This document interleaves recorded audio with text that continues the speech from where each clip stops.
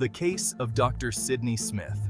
This is the story of Dr. Sidney Smith, who helped solve a very mysterious crime in Egypt. Without his knowledge in forensic medicine, this case might never have been solved. In 1920, a farmer was digging near a water drain when he hit something hard. He found bones, but didn't know if they were from a human or an animal. The farmer told the police that he found a body buried near the drain in an Egyptian village. The police quickly arrived at the scene. At that time, the usual process was to ask people questions and collect the bones to figure out whether they were human or animal. The police kept digging and found a skull, more bones, and some decomposed tissue. They also found a winter coat. The coat looked expensive, suggesting it belonged to a rich person because poor farmers usually wore simple, traditional clothes. At that time in Egypt, there was a lot of crime. Many people were stealing from graves or hiding bodies in strange places like farmlands or homes. The hot weather made the bodies decompose quickly, which made it harder to solve these crimes. The police took everything they found and sent it to Dr. Sidney Smith, a forensic expert. They were waiting for his report to get clues about the case. Dr. Sidney started by checking if the skull was human. After confirming it was, he measured the skull to figure out if the person was Egyptian, European, or African. Skull sizes and shapes are different based on race. From the skull, he could also tell the gender and the person's age. Even though the tissues were decomposed, he could still study the bones.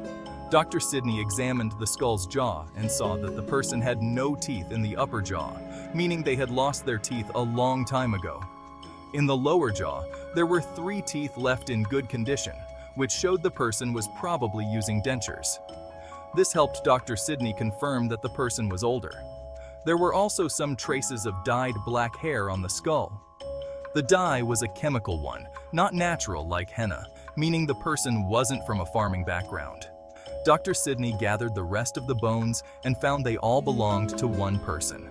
The bones were strong and showed the person was older, just like the skull had suggested.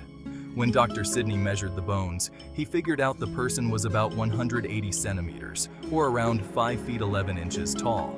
The leg bones showed signs that the person often sat in a square position, like many Egyptians did while relaxing. The most important thing Dr. Sidney found was cut marks on the bones, showing that a knife was used.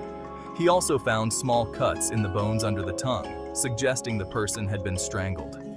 Dr. Sidney wrote his report to the police, giving them important details. He said the body was that of an Egyptian man, over 60 years old, tall and healthy, with dentures in his upper jaw and dyed black hair. He identified the chemical dye, and he concluded that the man had been strangled and then cut up with a knife. Dr. Sidney believed the man had been buried shortly after he died, and estimated that the death had occurred about 6 months earlier. With this information, the police started their investigation. They questioned the villagers, asking if anyone matched the description Dr. Sidney had given, an old man who had been missing for a long time. The police discovered that a wealthy family had reported a missing man 6 months earlier. He was the estate manager for the family and had disappeared mysteriously. The police had investigated back then, but closed the case as unknown because there was no evidence of foul play. The police matched Dr. Sidney's report to the missing man's description and searched his home. They found the same dentures and black hair dye mentioned in Dr. Sidney's report. This confirmed that the body was the missing man. The police then questioned the man's family, his wife, daughter, and son. At first, they all seemed respectable, and it was hard to believe any of them could be involved in a crime. When the police talked to the villagers, everyone said the man had been kind, but there was something the villagers weren't saying. The police weren't sure if they were scared or didn't want to talk. The wife said her husband's disappearance was strange.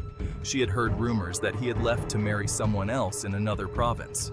Her daughter confirmed this, saying that her father was tired of the problems with his wife and son.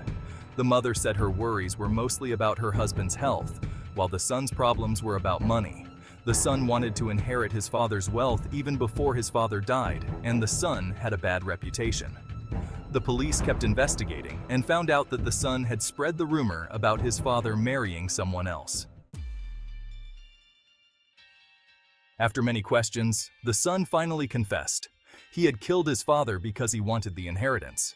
On the day of the murder, they had an argument at home, and the son took his father to the farmland, strangled him, and cut up the body. He then buried it in a place where no one would suspect it was his father's. The son went home, packed his father's things, and told his mother that his father had left after a big fight. The police suspected that the mother knew what happened, and the villagers had their doubts too, but they stayed quiet. After the father disappeared, the son almost ruined everything his father had worked for. In the end, the son was arrested, brought to trial, and sentenced to death. Dr. Sidney Smith's report was the key to solving this case. Without his careful examination, the crime might have remained a mystery forever. His skill in turning small clues into solid evidence was truly remarkable.